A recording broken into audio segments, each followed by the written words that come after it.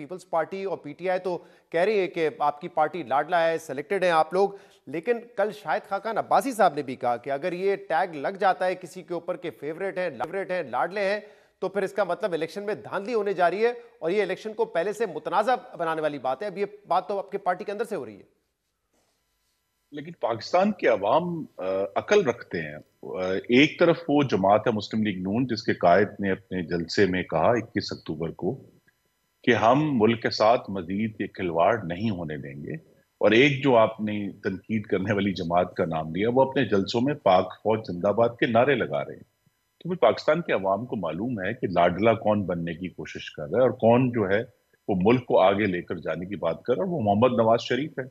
دوسرا یہ کہ جو اختلافات پارٹی کے اندر سے اٹھ رہے ہیں، اور ظاہر ایک مشکل مرحلہ ہے ٹکٹیں دینے کا، ہمیشہ اس کے اوپر اعتراضات ہوتے ہیں، لیکن اس کا یہ مطلب نہیں کہ پارٹی کے اندر کوئی بہت گہرے اختلافات ہیں. شاہد خاقان عباسی صاحب کا اپنا ایک ویو ہے، وہ پرابلی ایک عوامی سوچ یا میڈیا کے جو امپریشن ہے اس کی بات کر رہے ہیں، لیکن حقیقت یہی ہے کہ عوامی اس سوچ کی صدی میں بات کر ہونے رہے ہیں آپ، کہہ رہے ہیں جی کہ جی عباسی صاحب اس عوامی سوچ کی بات کریں. کیا عوامی سوچ یہ ہے کہ نواز شریف صاحب سلیکٹڈ ہے؟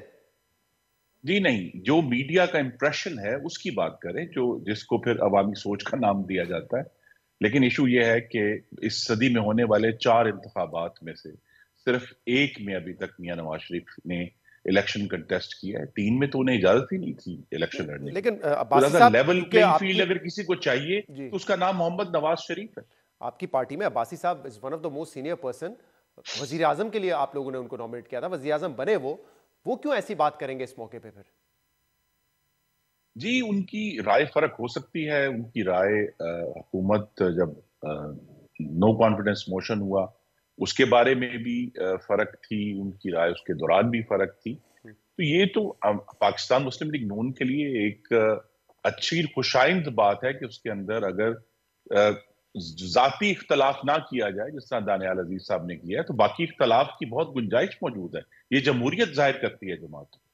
تو جمہوریت کا تو پھر تقاضا یہ ہے کہ دانیال عزیز صاحب بھی اگر اپنی رائے کا اظہار کر رہے ہیں کہ مہنگائی ہے اور مہنگائی سے عوام پریشان ہے، اور وہ سمجھتے ہیں ان کی رائے میں کہ اس کے ذمہ دار احسن اقبال صاحب ہیں، اور وہ اگر کہتے ہیں کہ مریم اورنگزیب صاحبہ نے پارٹی کو نقصان پہنچایا، پارٹی کی ساکھ کو نقصان پہنچایا، یہ بھی پھر جمہوری عمل کا حصہ رہنے دیجئے. ان کو تو آپ نے شو کاز نوٹس جی کر دیا اور کہا ہے کہ دیکھیے اپنا رویہ درست کریں.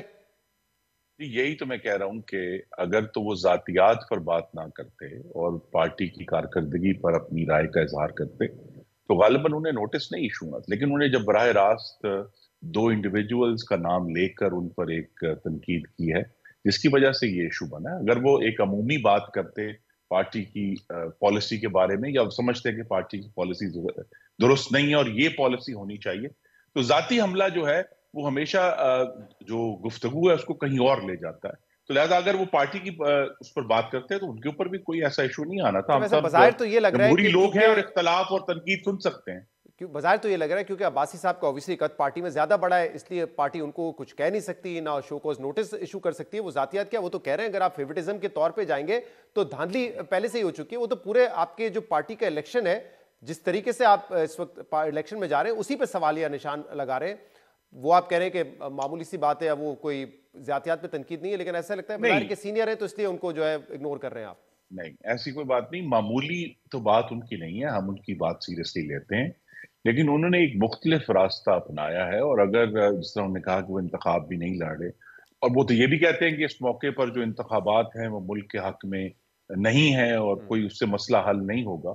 لیکن بہرحال ہم نے انتخابات میں جانا ہے، عوام سے رجوع کرنا اس وقت بے حد ضروری ہے تاکہ ملک کی معیشت اور خارجہ پالیسی اور وفاقیت کی درست سمت کا تعین ہو سکے. اور صحیح. ہمارے سامنے ایک اتنا بڑا چیلنج ہے کہ جو عذاب عمرانی کے دور میں جو ملک کا قرضہ دگنا ہوا، اس کی وجہ سے آج تک اتنی بڑی مہنگائی ہوئی ہے جو کنٹرول میں نہیں آ رہی. تو لہٰذا اس کو کنٹرول کرنا بہت بڑا چیلنج ہے، اور پاکستان کو ایک خرم مضبوط صاحب معاشی بنیاد پر قائم کرنا ہمارے سامنے چیلنج ہے. خرم صاحب آپ کہہ رہے ہیں کہ دانیال صاحب نے 2 انڈیویجولز کو ٹارگٹ کیا، یہ نہیں کرنا چاہیے تھا، اس لیے شو کاز نوٹس دیا. لیکن 2 جو انہوں نے باتیں کی وہ بڑی اہم ہے. ایک تو مہنگائی ہے، اب اس کا ذمہ دار کوئی بھی کسی کو قرار دے، لیکن مہنگائی ہے اور آپ کے دور میں زیادہ مہنگائی بڑھی. دوسرا یہ کہ نیریٹو وار میں بھی ایسا لگتا ہے کہ آپ کی پارٹی کو کوئی خاص کامیابی حاصل ہوئی نہیں ہے. بے شک اس کا آپ بلیم مریم اورنگزیب پہ نہ ڈالیں، لیکن یہ تو ایک حقیقت ہے نا کہ جب آپ میاں صاحب یہاں پہ نہیں آئے تھے تو اس وقت آپ کو یہ फैसला करना था कि बयानिया होगा क्या, क्योंकि 16 महीने में महंगाई बहुत रही है, वो परफॉर्मेंस आप नहीं दिखा सके, तो क्या 2017 की परफॉर्मेंस पे बात करेंगे?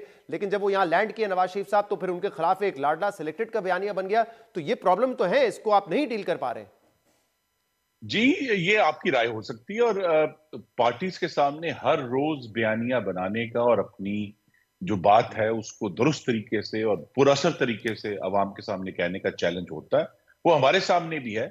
लेकिन मैं फिर कहूंगा कि अगर महंगाई है तो उसमें इमरान खान के अलावा जो हमारे साथ 14 और जमातें थी, फिर दानियाल साहब को अगर इंसाफ से बात करनी थी तो फिर सबका नाम लेना चाहिए था कि तमाम की तमाम 14 जमातें जिन्होंने मिलकर तहरीक अदम एतमाद लाए थे, वो सब जिम्मेदार हैं इस महंगाई के। कि अगर आज कोई इश्यूज हैं तो वो सब जिम्मेदार हैं। लिहाजा वो जो जिम्मेदारी का दुरुस्त तयन है, उसको सिर्फ एक इंडिविजुअल जो उनके जिले में उनके उनकी पार्टी के सीनियर हैं, उस पर सारा कुछ ब्लेम कर देना, ये जाहिर करता है कि ये कोई दुरुस्त अमल नहीं। तो आपके पास इस हवाले से क्या इतलात है कि जिले में कोई पॉलिटिक्स है, उसका इशू है, या कोई अंदर की खबर है पार्टी में इस वक्त क्या चल रहा है दानियाल साहब के हवाले से? जी, वो गालिबन कोई टिकटों की जो अभी तकसीम होनी है, उस पर अभी इंटरव्यूज शुरू हो गए हैं, सरगोदा डिवीजन के हुए हैं। तो अभी जब गुजरांवाला डिवीजन के गालिबन अगले से अगले हफ्ते जब इंटरव्यूज होंगे, तो तभी ये बात क्लियर होगी कि वहाँ क्या इशू है। लेकिन फिर हम सबके सामने ये एक टेम्पटेशन होती है कि हम अपने ज़ाती इख्तलाफात को टेलीविजन पर ले आएं। ज़ाती इख्तलाफात को टेलीविजन पर नहीं लाना चाहिए। अगर कोई तनकीद है पॉलिसी के बारे में, वो जरूर करनी चाहिए।